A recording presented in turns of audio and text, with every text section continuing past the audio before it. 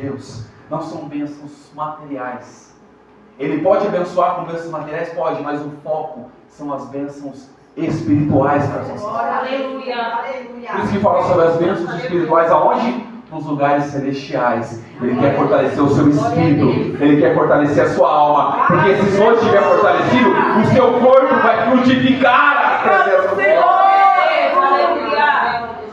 Logo, Ele quer abençoar a gente aonde ninguém vê. Ele quer derramar as bênçãos onde ninguém vê. Porque Ele não quer que as pessoas elogiem você pelo que você tem. Ele quer que as pessoas glorifiquem a Deus pela pessoa que você é na presença dEle. Ele quer que as pessoas glorifiquem a Ele pelo que você faz na presença dEle. E não é que você receba a glória, mas que a glória seja sempre daquele que usa a pessoa que irá falar do nome dEle.